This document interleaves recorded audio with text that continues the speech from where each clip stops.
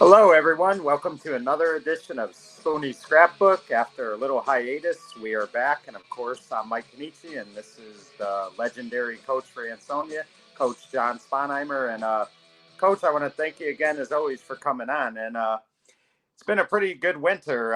How's the off season going for this defending state champs? Well, the off season is going very well. We like to think, Mike. We've had excellent participation in our weight room workouts, and there's a lot of young players who didn't have an opportunity to play last year who really are chomping at the bit to show what they can do once we get to the summer camps and on into the season. But they know how hard the off season is now, and the teams that seem to do the best are usually the ones that have the best off season programs. So it's extremely important, and we work very diligently with it. Yeah, it's funny, Coach. It doesn't, it seems like a ways away, but it's really not. Before you know it, the summer will come. It'll be the summer workouts, and the season will start again. It just goes so quick. You're right. That's true. Yeah. So, Coach, so we left off with 1985. Now we're gonna talk about 1986. First thing I want to ask you, Coach. Obviously, Coach Hunt left. He wanted to go watch his son play college football, and then, of course, Bobby Lisi was named the director of special education. So he because of that job, he felt it was necessary that, he couldn't devote all the time as a head coach like he would like. So he stepped aside. But let me ask you, did he talk to any of you guys about possibly taking over the program? I think we all realized it would have been a near impossibility for myself or Jim Delavolpe based on our jobs that we had. And basically we were hoping to stay on, and be assistants with the new regime, so to speak, and continue the Ansonia tradition. Right. So let me ask you, Coach. Obviously Coach Doug Morrell got the job, but was there a good list of candidates, or did not many apply for that job when it opened? I'm not sure how many had applied. There was a coach named Joe Grace who was very close to Jack Kalkman, who was a great Ansonia player and coach at Amity, and he had applied, and all of a sudden it looked like he was going to be the coach, and all of a sudden, right in the last minute, something happened, and I'm not sure just what. And obviously Doug Morrell was the head coach of Brantford, and he applied for the job, and he was named the coach by the Board of Education. Now let me ask you, because from what I remember, he had a good track record at Brantford. He had done a good job there, but did you have any issues when he got the job, or were you willing to see how he did? And I know you stayed on as the freshman coach, but were you okay with him getting the job initially? I was okay with him. I knew Doug. I had known him from different football functions, and I was optimistic that he would be able to continue the program based on the traditions that it had. And I tried to emphasize to him the most important coach, that if he could keep any coach on the squad, it was Jim Delavolpe, to make sure that he stayed. He was very close to James Lane, who was would be the starting quarterback as a junior. He had been so involved with the offenses over the years at Ansonia. He was a former Ansonia great quarterback himself. And I really thought that was a key link to the program for him to be still involved with it. Right. Now, as far as the freshmen went, it was yourself and Earl Stanley who kind of stayed on with Coach Morrell. Did Pepler stay on, or had he not been there yet? I don't believe he had been there yet. Right. So, the first thing he did right was he kept you, and he also brought on Earl, who at the time, I think Earl had only been 2 years out of high school. So it's always good for the freshman program to kind of have the young blood in there. So I thought that was a good move by him, keeping you both on. Let me ask you, spring practice came that year. It's tough to gauge stuff on 15 days of practice, but were there any red flags for you early on, or did you think springs went okay? Well, he was not named the head coach, Morrell, until early July. Oh, wow. We had spring practice. Actually, Bobby Lisi still ran it for us, and Dell and I were involved, and we had a very good spring, and we were very optimistic coming out of the spring. And then we went on, Morrell was named, and off we went. Now, nowadays, Coach, they do tend to name the head coaches as late as June, but back then that was unheard of. Did Bobby just have to resign or abruptly? Is that the reason it took so long to name a coach? Well, I think Bobby was named as the head of special ed maybe sometime in April or so. So I mean, he didn't know he was going to get that job. I don't believe until sometime in let's say April, if I remember back then, and they had to post the job and see who was applying, and spring practice was coming on. So it was very nice of Bobby to stay involved with the team anyway, even though he wasn't going to be. He knew he wouldn't be coaching the next year. Right. So obviously, Coach Del Volpe didn't return. I mean, was that a mutual thing, or did Coach Morrell just decide not to keep him on? No, he was going to. Dell was going to stay on the staff, and we had a meeting or two during the summer, and let's just say Dell thought it wouldn't work out very well with him still being on the staff. There were some maybe different philosophies of coaching and personnel and things such as that based on our meetings and how things would be run. So Dell thought it was in his best interest just to resign from the staff. Right. One of the things, Coach, that is important in any program, especially a successful one like Ansonia, is trying not to change too much. Maybe you'll change a couple things, but you got to keep things the same. And I always wondered about their offense and defense. I mean, did he at least, Coach Morrell, keep that the same, or did he like put in a new offense that year? Basically, they kept some of the offense. They had their own concepts, and they totally scrapped the defense. Wow. So see right there, Coach, I mean, again, and I get it. Players have to adjust to things, but I also think that when you've been taught from the Pop Warner level, then you get to the high school level as freshmen, that it's never good to try to change things up on a team like that. I mean, you have to kind of keep things the same. So I would think right off the bat, that was mistake number one by that coach and staff. Well, a new defensive coordinator came in with Coach Morrell. He had been a young guy out of Brantford who just had different concepts of things, and it specifically just didn't work out in any of our against any of the teams we played. We went 5-6, and we got whacked around pretty good on defense. So there was just a philosophy that didn't work. Right. And, you talk about that season. We'll start with the first game against Seymour. Now, Seymour didn't run away with the victory. They won by a touchdown. But, I mean, obviously you never want to lose a game. You don't want to start the season 0-1. But after that first loss, did you sense that it could be a long season for you guys? No, at that point in time, I didn't. We had a chance to win the game. Unfortunately, a ball was dropped, which could have been a winning touchdown in the last 2 minutes, which we felt could have changed the outcome. But that is a break of the game, obviously, and we thought that we could compete with all the teams in our schedule at that time, and we thought we'd be able to turn it around right away. Now, Coach, one of the things I do remember about that team is they had a tough time getting the running game in sync when the season started. But I think I don't think he was there right away. But didn't you guys get a player by the name of Gordon Piper, a running back? He kind of helped you guys as the season went on. He wasn't a bad running back. He came along. He was a tough kid. He had made some nice cuts. He hadn't really played much before that, and we started to use him. And matter of fact, he played very well against Derby, I believe, down at Derby. Yeah. And Derby had a very good team that year too, and but then sort of the running game just went downhill after that. Right. And one of the things I noticed too that season, Coach, and I think when people sometimes say James Lane had an off year, that's a little unfair because he still had statistically a good year. But I never felt like he was comfortable throughout that season. It just seemed like his confidence was a little shaken that season. And he had come off like a good junior varsity year as a sophomore. He even came into a couple games when what's his face Coppola was hurt. So I mean, he proved he could go out there in big games, but it just felt like that season he was never really confident. Would you agree with that? Well, as a sophomore, he came in when Coppola got hurt against Derby and threw a pass about 25 yards and almost won the game. Was caught in the last play by McNamara down at about the 2-yard line. Yeah. And then he played the next game against Watertown, who had an all-state quarterback named Rico Bronian. James Lane threw 4 touchdown passes and he had about 350 yards throwing the ball as a sophomore.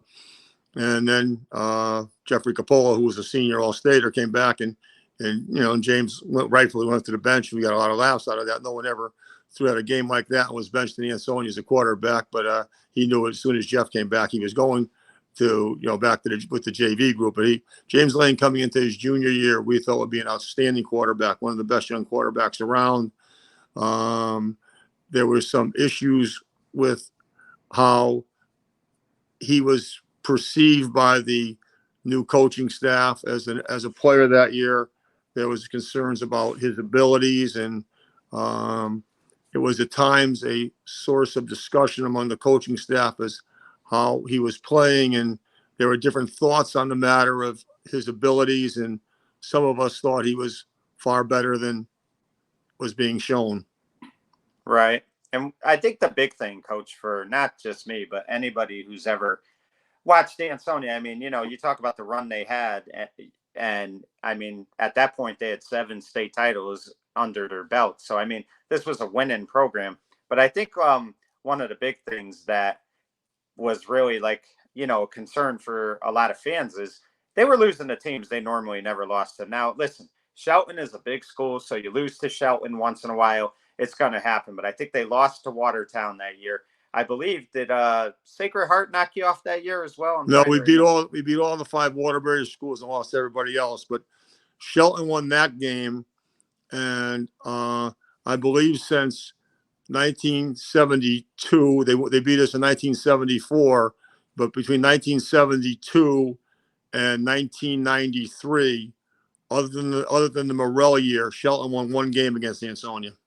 Yeah. So we always expected, we didn't care how big Shelton was, we always expected to win that game. And as I said, except for the Morrell year, we were 18-1 against them. Right. So let me ask you, Coach. I mean, I have to believe you were on this staff for all those years. You saw all the success. You know what the program's about, the type of these kids that come out of Ansonia are. Did you try to counsel Coach Morrell at all and try to, talk to him about maybe you want to try some different things? Maybe you want to kind of change your philosophy a little bit? I really tried to talk to him a number of times about a number of many different things, both football and the community and everything else. And he was receptive to listening. But it just, sometimes it fell on deaf ears. Sometimes I really thought that the other coach he brought in with him from Brantford had far too much of a detrimental effect on the program. And that led to many of our problems. Right. Now, as far as X's and O's and knowing the game, you felt confident that Morrell knew what he was doing, correct? Yes, I did. He knew the game. I mean, because he did have a good run at Danbury as well. But, Coach, I also think with Coach Morrell, too, is how sometimes you just don't know what you're getting yourself into. I don't think he really realized the impact of coaching a program like this was going to have. I think he understood they were successful and they were a winning program, but I don't think he understood that these fans lived for Ansonia football and they did not want to lose.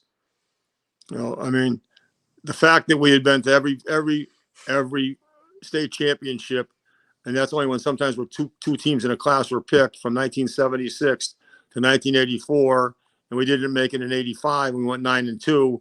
So there was a tradition of winning that everyone involved with the program totally and absolutely believed in. Right. Now, there was talk he was going to come back for a second year. There was talk that he may resign. Nobody knew for sure. But I mean, even though it was a rough first season, were you willing to return the second season with him as coach? Were you willing to give it another chance? Yes, I was. And a very important aspect of that, I talked to Coach Delavolpe a lot in the offseason, and I told him how important James Lane was going to be a senior. I told him how important it would be for him to come back and work with Morrell and work with the staff, and we could turn this thing around. And finally, Del agreed that he would come back and coach, and his son Duncan was going to be a freshman in the program, so everything seemed to be on an even keel. And the members of the Board of Education that I was close to were very pleased that Del was going to come back and coach. And then I think that once it was decided that Del was going to come back and coach, that led to a difference of opinion by Morrell, and he left. Right. And coach, I mean, you had come at a time where Ansonia was turning the program around and then you saw all that success. So how frustrating and disappointing was it for you in that off season, knowing that they had went 5-6? I mean, that had to be a tough off season for you. It was very tough, but I really felt confident once Dell said he would come back and be part of this staff again. I thought we really could turn the thing around. We had an undefeated freshman team, a team that ended up being number one in the state when they were seniors in 1989. I really thought we had an awful lot to build on. I thought that if Dell could work with James Lane, I thought James Lane would have an outstanding senior year. And as a matter of fact, I really thought he had the best year of any quarterback in the state, as it turned out. Even though Rico Bronia was a Division I player, and he was going to Clemson on a full ride. I really thought, as far as wins and losses, nobody played better than James Lane, and I thought that would have been so important for him to have Dell back for that year, and as it turned out, it was. Right. And speaking of which, Coach Morrell did decide to step down. It was just a 1 year thing, and he stepped aside. And I've always heard this. You could tell me if it's correct or not, but I always heard that Coach Hunt had no desire to ever coach again. Definitely not a head coach. And a couple people just like said to him, "Why don't you meet us at Dutch's? Let's talk a little bit." So it kind of happened very fast and almost by accident. But he initially had no desire to return. Correct? He was a great friend of mine, and he really had never discussed being the head coach with me at that point in time.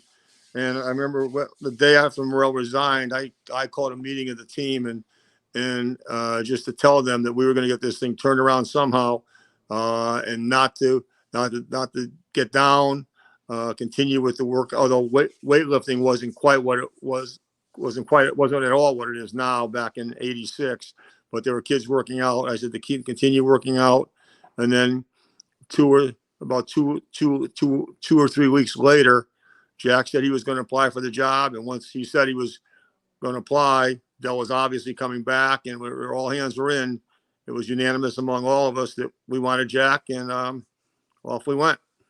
Yeah. And I'll tell you, it's like you guys never missed a beat. And I think what was important for Jack right away was that Shelton game. You guys were down 7-0.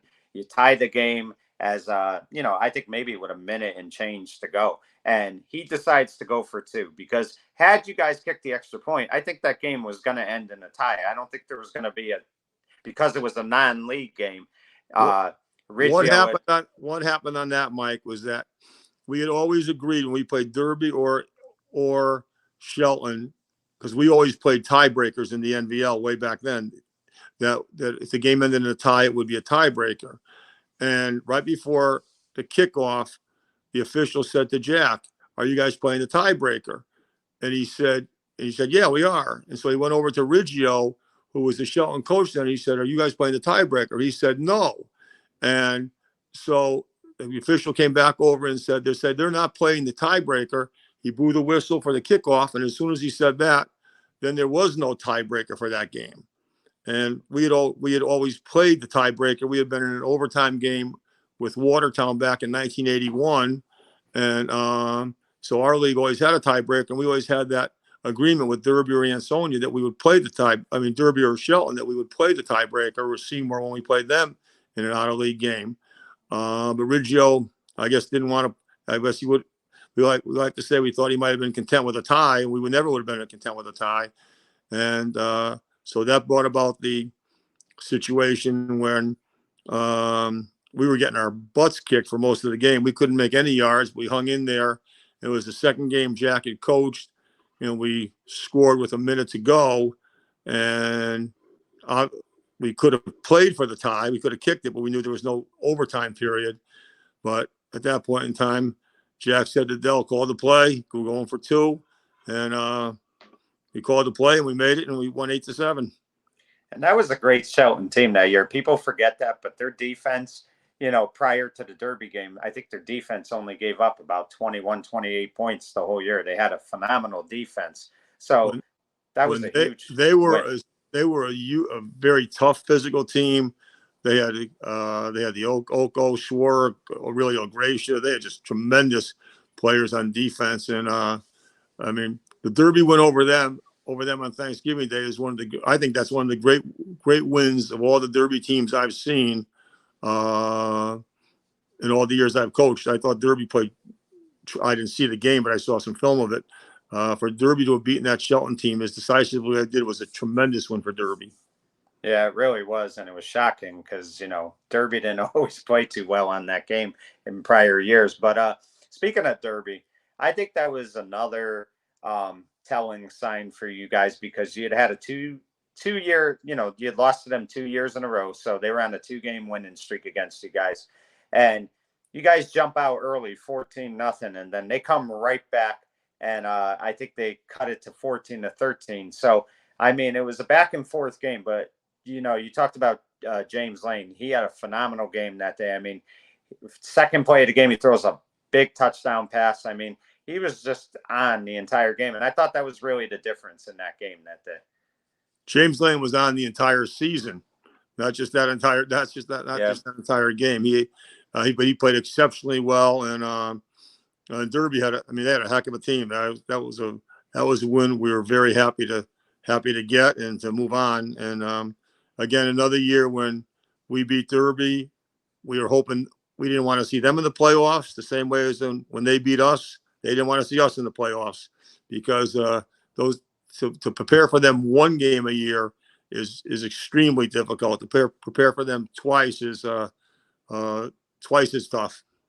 Yeah, it really is. I mean, both ways. I mean, either team having to play the other twice and for a fan, it's a nightmare. But with that said, Coach, I mean, what people tend to forget too is Jack had always talked about how he never beat Derby as a player. So Jack always really wanted to win that Derby game. I mean, that always bothered him. He had told me, when I got to know him, that losing to them all, 3 years of his career was the worst. And he took that game personally a lot when he played them. So, I mean, that was huge for him in his head coaching career to get that, first win against Derby.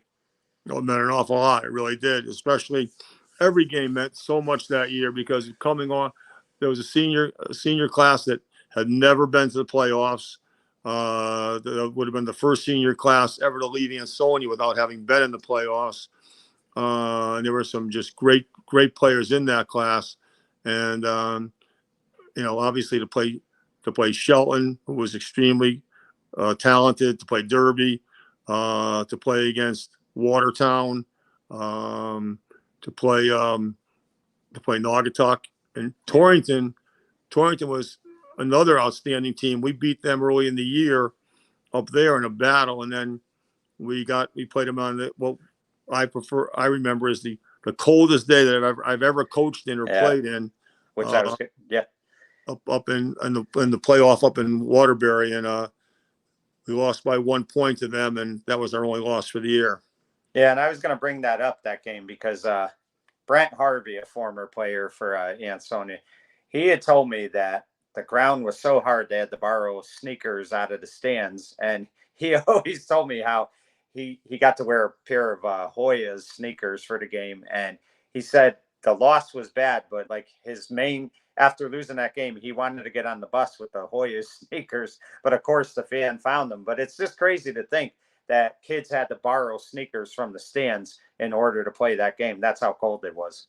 It was cold in Ansonia, and when we got to Waterbury, and that was the day of the Harvard-Yale game down here, and Carm Coase was a great friend of mine for many, many years. He said that was the coldest game that he ever coached in against Harvard that day. And yet when we got to Waterbury, it was even worse. And so we had some of the coaches had cleated shoes or whatever, and we gave them to the players, and people were going through the stands. We had a list of sizes of the varsity players that needed sneakers, and people were exchanging their shoes, their sneakers, for football cleats to wear during the game. And it was an interesting story. And as I said, we got out to a real good lead, and we faltered in the second half and ended up losing by 1 point. Yeah, that was a tough loss. And I always, Coach, listen, the rules are the rules. You have to follow them. But I always never understood how, if you could beat a team in the regular season, why you have to play them again for the league title. But it was the way the league was set up. But I know like a couple times they hurt you guys, especially in '91 against Holy Cross. I mean, did you like agree with how that went down, or did No, I to be honest with you, I hated the NVL playoff. I thought it was stupid if we already played. I thought if you hadn't played and then you could have a playoff if you needed one. But if you'd already played during the season, let head to head determine who would be the champion if you tie for it. If not, go by the regular season but regular season outcome and determine who the champion is. Yeah, and down the road we'll talk about that '91 game, but I always think about how Holy Cross I think went 6-4 that year and they won the NVL title. Like it just made no sense to me, but that is the rule, unfortunately, and that's how it went down. But I always just thought, how does a team 6-4 win the league? I don't remember what the record was, but I do know that they did beat us by a 6-0 score that evening in '91. Yeah, definitely did. Now, Coach, let me ask you. One of the things I noticed too is you had some sophomores step up that year, some underclassmen. I think you had a good player by the name of Todd Givens who got hurt that season. He had to miss most of the year, and that was a big loss for you guys. But I think guys like Mike Diuto stepped in that year as a sophomore. I think even Kevin Sharkey got some playing time as a freshman, which is unheard of. But just talk about some of the underclassmen that year that really stepped up. Yeah, Todd Gibbons was a senior tackle. He's doing a real nice job, and unfortunately, right before the second game, I believe he was working with a lawnmower over the weekend, and he cut his toes up pretty badly. He was lost for the year. So Mike Diuto moved into the starting lineup, and this is in '87, and he did an excellent job as a sophomore, playing the whole year. He later went on to become an all-state tackle and was a stalwart on the number one team in '89. Ramondo Stallings was a junior who hadn't played before that Jack really convinced to come out and play, and he was very big and very raw, but he did a great job for a first time player, and then he eventually ended up going to San Diego State and playing about 5 years with the Cincinnati Bengals. Franny Hendricks was a player who played very little. He's a freshman in '85. He's a good player, and he came out late in '86. And I convinced Doug Morello to let him still be on the team, even though his part of the season already expired, because I knew he had some issues with some health issues, and he really bounced back. And he was very not frail, but very light, but as tough as could be, and had great moves. And he had an outstanding year as a junior in '87. I still remember him coming off that field in Waterbury, which was like playing on concrete, and he carried the ball I think 38 times that day, and he was just beat to a pulp. He never complained, and he played both ways. He was just an unbelievable competitor, and we had a lot of guys like that who really stepped up. There was just a great belief in getting back in the program. John Calkin was such a great leader. F.J. Bukowski, who was a younger player, plus the seniors, obviously James and Angelo Cuomo and Brent Harvey. I mean, but there were so many people who contributed in '87 that were really just sort of left behind in '86. I thought there was just, I mean, they played, but they didn't have a lot to show for it, and they didn't have. I don't think they had originally going over that winter a belief that it would be turned around right away, and but they were fortunate enough to be part of the great turnaround. Yeah, and Coach, I mean, of course, you always want to win that Thanksgiving game. They knock off Naugatuck. I think that was a very good game, and then of course, the state championship game, and that game against New London, I felt started a rivalry that was really good with you guys in New London, for the next like 4 out of 7 years. It was a real good rivalry, and that was a close game, I think 28-27. But just talk about playing a great team like that, but also getting that state title, because after coming off 5-6 like that, to come back the next year and win a state title, you had to believe that the program was fine and it was back where it belongs.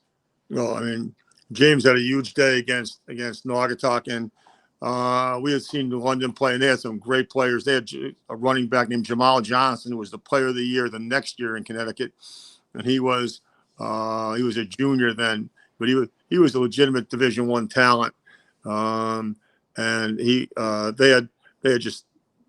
they were well coached. They were way ahead of the rest of the teams in Eastern Connecticut, and he and the rest of the team, they scored on the first play of the game. And the ironical thing, I think it was a penalty was called on us for being offside, and it should have been called back, but they didn't.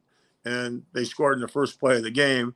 But then James threw 4 touchdown passes. He threw 1 to Jeffrey Billing right before the half, and he threw 3 to Brent Harvey. And Brent Harvey was just an unbelievable tight end. Maybe after John Hunt, the next best tight end we've ever had.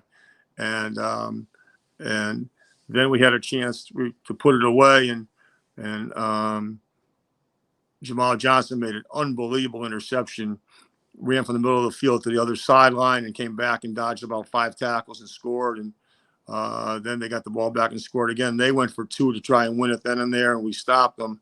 And it was an epic game. And the thing I remember too is that crazily the CAAC had all the fans on one side of a hill, some bleachers, but a hill, and that was the side of our bench, and I was on the headsets up top there, and there must have been 10 fights because all the fans were intermingling.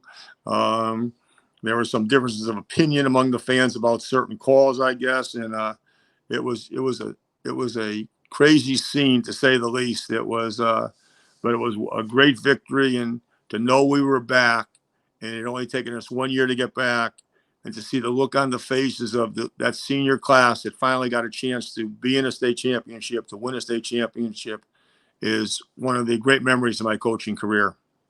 And I really believe when, you talk about James Lane, I felt like it was vindication for him, because I really believe, and I kind of talked to him one time about it.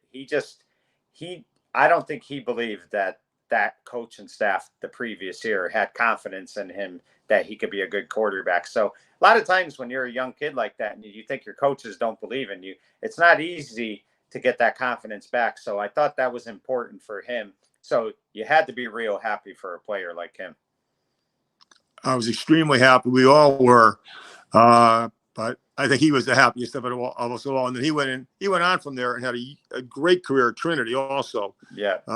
He was able to, even though he wasn't that big a kid, he was able to play in the NESCAC and he was an outstanding quarterback for 3 years at Trinity. So I really think he was underestimated by some people, and thankfully he had a chance to prove himself beyond that. You talk about, you just brought him up, Brent Harvey, but what an athlete he was, never mind a football player. Here's a guy, Ansonia didn't have a hockey team in high school, and here's a guy who had a shot at going pro in hockey, and he also was in the minor league system with the Phillies, I believe. So just a phenomenal athlete that kid was. He was one of the best. He was as tough as nails. He could run, and he had great hands. He was exceptional when he got into the secondary. He made things a lot easier for us on offense. Definitely did. So, Coach, you realize that this team wins a state championship. You win your 8th state title. Did you guys get together as coaches at the end of the year and say to yourselves, listen, we want to continue to do this for years to come because it's important to Ansonia football? Jack used to always joke that it was a year-to-year basis for him, but the guy coached 19 years as head coach, so I find that hard to believe. But, did you guys all agree that the best thing you could do for this program is to stick around long term? Well, obviously it always seemed year to year, but no one was going anywhere either. Dell's son was a freshman in '87. He wasn't leaving. And Bobby came back to coach. They let him still come back as an assistant coach now. So he came right back on the staff. So Jack, Dell, Bobby, Earl, and myself were back together. Instead of Bobby being the head coach, Jack was the head coach. But other than that, all we did was still coach the same way and still treat the kids the same way and still believe in the program the same way. Right. And coach, watching some of those old games, like I watched 87 a couple weeks ago. One of the things that is so, nostalgic to look at, and I kind of miss it today, is the old stands that you guys had, the bleachers and stuff. And I know that eventually they had to upgrade. It's just, eventually you got to get new things. But I do miss that old feeling of high school football, especially at Nolan Field. Do you kind of miss that sometimes, how it used to be? I do. Especially we drew great crowds for such a long period of time, and the crowds just aren't what they were then. And I mean, some of the North Thanksgiving Day crowds you'd never see again in any high school game. But you know, it's still a good base of fans, and people appreciate Ansonia football, and we still believe in it. And but it was great. Even when you spoke to fans in that era, when we brought the program back, you could tell there was a real genuine happiness among them also, whether they had children playing or not. They were just Ansonia fans. Uh, they were really happy. 86 had come and gone. Yeah, it really had. And I mean, just the feel of everything too, especially when Ansonia and Derby played. And I know I've talked about this before, but I mean, just like it seemed like everybody that lived in Derby and lived in Ansonia was at that game. I mean, it was unbelievable. If you played them 1:30 in the afternoon at Nolan Field, you had to be there at 11:30. If you played them 10:30 at Ryan Field, you had to be there at 8:30. And that's the thing that I'll miss more than anything, is just that rivalry is just not the same, because I feel bad for kids of today who never got to experience that. Because if you grew up and got to watch that rivalry, I don't care what anybody says, it was the best in the state of Connecticut. It was a fantastic rivalry. Plus, obviously with the teams being right next to each other, and that whole week of so many people being involved with different families in the communities. It was one the likes of which and the teams being so good for so long. It was the only one. It was the number one rivalry in Connecticut, I thought. Yeah, it definitely was. Well, Coach, I want to thank you again. We touched on 86 and 87. And, next time I think people are really going to enjoy the show, because we're going to talk about, in my opinion, a great 89 team, but a very underrated 88 championship team. So I look forward to doing that. And as always, I want to thank you for taking the time to do this. Michael, it's great to see you again and have the opportunity to speak with you. And I always look forward to getting back to it. Definitely. And I appreciate it. And folks, we will be on again very soon, probably within a week or two. And we're going to, like I said, talk about 2 more great years in Ansonia football. For Spooney's Scrapbook, I'm Mike Kenichi. He's John Sponheimer saying good night, everyone.